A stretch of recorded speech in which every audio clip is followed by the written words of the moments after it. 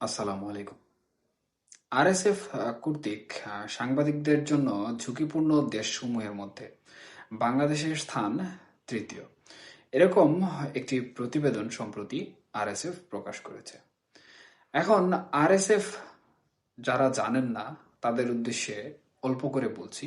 RSF হচ্ছে সাংবাদিকদের স্বাধীনতা, তাদের অধিকার এবং তাদের সকল প্রকার কার্যক্রম আন্তর্জাতিকভাবে মনিটরিং করে এবং সাংবাদিকদের সকল প্রকার সুরক্ষা বিধিও কিন্তু এই সংস্থাটির মাধ্যমে হয়ে আসে।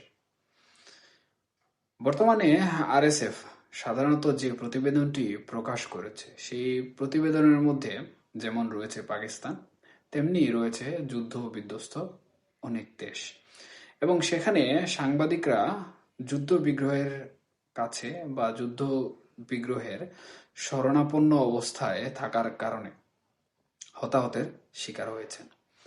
এই বিষয়টি মুখ্য রেখেছে এবং বাংলাদেশের স্থান ঝুঁকিপূর্ণ হিসাবে তৃতীয় স্থানে রেখেছে এবং কোটেশন হিসাবে, অর্থাৎ বাংলাদেশ সাংবাদিকদের জন্য নিরাপদ নয় বা বিপজ্জনক স্থান বা বিপজ্জনক দেশ হিসাবে উল্লেখ করার পেছনে যেটি দিয়েছে, যে বিবৃতি দিয়েছে, সেটি আমাদের দেশের বর্তমান পরিস্থিতি এবং আমাদের বিচার ও আইন ব্যবস্থাকে অনেকটাই প্রশ্নবিদ্ধ বা বিতর্কিক করে দিচ্ছে। কারণ আরএসএফ তাদের বিবৃতিতে উল্লেখ করেছে বাংলাদেশে তৎকালীন সময়ে, অর্থাৎ বিগত 5ই আগস্ট পূর্ব এবং 5ই আগস্ট পরবর্তীতে যে অরাজকতা নাশকতাগুলো সংঘটিত হয়েছে তার মধ্যে যে সকল সাংবাদিক মৃত্যুবরণ করেছে তারা কোনো বিচারিক প্রক্রিয়ার মাধ্যমে ন্যায়বিচার লাভ করেননি এবং এর দায়ভার সম্পূর্ণরূপে তাদের প্রতিবেদনে তারা বিচার বহির্ভূত হত্যাকাণ্ড, অর্থাৎ বাংলাদেশে যে বিচার বহির্ভূত হত্যাকাণ্ডের আওতায় কয়েকটি দিন বা তারিখ রাখা হয়েছিল সেগুলার অন্তর্ভুক্ত করে দিয়েছে এবং এর প্রেক্ষিতে তারা বলেছে যে অন্যান্য দেশসমূহ সাধারণত যুদ্ধ বিগ্রহ বা কলহে লিপ্ত, তাই সেগুলো ঝুঁকিপূর্ণ, কিন্তু বাংলাদেশের অভ্যন্তরীণ রাজনৈতিক পরিস্থিতির কারণে এবং বিচার বহির্ভূত হত্যাকাণ্ডের আওতায় সাংবাদিক হত্যাকাণ্ডের বিচার না হওয়ার কারণে বাংলাদেশকে তারা সাংবাদিকদের জন্য ঝুঁকিপূর্ণ হিসাবে বিবেচনা করেছে এবং উল্লেখ করেছে যে বাংলাদেশ গণমাধ্যম কর্মীদের জন্য নিরাপদ নয় এবং এরই প্রেক্ষিতে তারা বিভিন্ন আন্তর্জাতিক গণমাধ্যম কর্মী যারা বাংলাদেশে কর্মরত রয়েছেন তাদের অফিসেও কিন্তু নোটিশ পাঠিয়েছে। এখন এই যে একটি কারণ বা এই যে বিচার বহির্ভূত হত্যাকাণ্ডের মধ্যে সাংবাদিক হত্যাকাণ্ড রাখা, এই বিষয়টি কিন্তু মূলত বাংলাদেশের ভাবমূর্তিকে আন্তর্জাতিকভাবে আন্তর্জাতিক গণমাধ্যমে অনেকটাই ছোট করছে। এর প্রভাব যদি আমি বিশ্লেষণ করতে যাই তাহলে এর প্রভাব কিন্তু অনেক ব্যাপক এবং বিস্তৃত। কারণ সাংবাদিক হচ্ছে এমন একটি মহল বা শ্রেণী যারা সমাজের অনেকটাই দর্পণ স্বরূপ, অর্থাৎ যারাই গণমাধ্যমে কাজ করেন তারা সাধারণত সার্বিক পরিস্থিতি, সত্য প্রচার থেকে শুরু করে চলমান প্রেক্ষাপটের বিভিন্ন বিষয়বস্তু সমাজে উপস্থাপন করেন এবং তাদের বরাত দিয়েই কিন্তু দেশের জনগণ থেকে শুরু করে আন্তর্জাতিক মহলে সেই প্রেক্ষাপট এবং সেই বিষয়গুলো উপস্থাপিত হয়।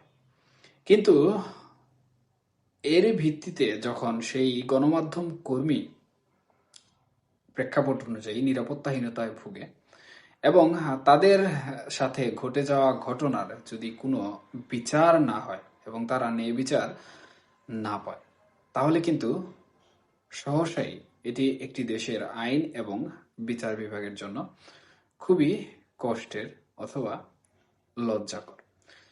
কষ্টের বললাম এর জন্য কারণ বাংলাদেশের যে ভাবমূর্তি রয়েছে সেই ভাবমূর্তি আন্তর্জাতিক মহলে তুলে আনার জন্য বাংলাদেশের আইন, কানুন, বিচার ইত্যাদি বিষয় কিন্তু গুরুত্বপূর্ণ ভূমিকা পালন করে।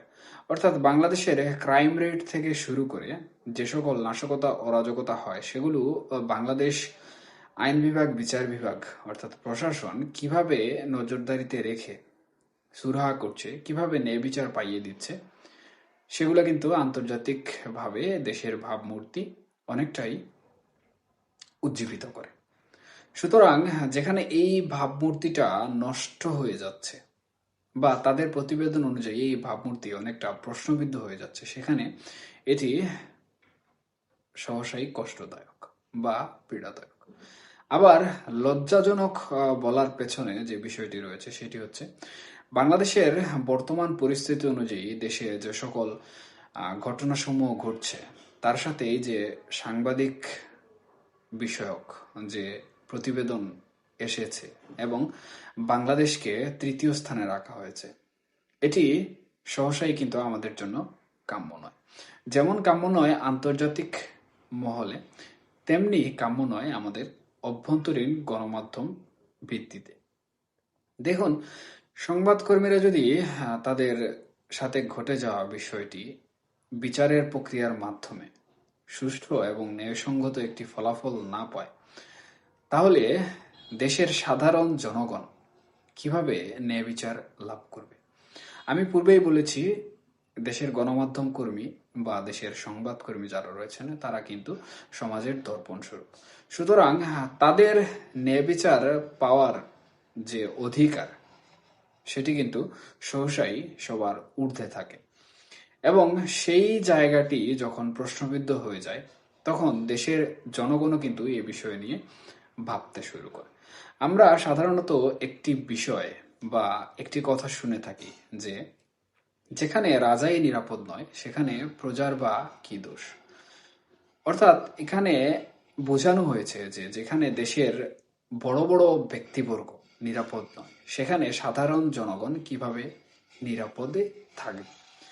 এই যে নিরাপত্তাহীনতা এবং অন্তর্বর্তীকালীন সরকারের বর্তমান যে পদক্ষেপ সমূহ, এই বিষয়গুলো কিন্তু অনেকটাই লজ্জাজনক পরিস্থিতি সৃষ্টি করছে আন্তর্জাতিকভাবে বাংলাদেশকে। আর এই যে আরএসএফ এর প্রতিবেদন, সেই সাথে সাথে আমাদের দেশের আইন এবং বিচার বিভাগ সহ গণমাধ্যমের নিরাপত্তাহীনতা এবং জনগণের নিরাপত্তাহীনতা, বিচার বিভাগের যে একচেটিয়া একটি মনোভাব, এই মনোভাবগুলোকে যদি নিয়ন্ত্রণ করা সম্ভব না হয় তাহলে অন্তর্বর্তীকালীন সরকারের ক্ষেত্রে কিন্তু এই দেশে সুষ্ঠুভাবে আইন প্রয়োগ করা সম্ভব হবে না, দেশের মানুষকে নিরাপত্তা প্রদান করা সম্ভব হবে না। যদিও তারা নিরাপত্তা প্রদান করতে সম্ভব হয় বা সক্ষম হয়, তবুও জনগণের মধ্যে কিন্তু যে আতঙ্ক থাকার কথা সেই আতঙ্ক কিন্তু বিরাজমান থাকবে।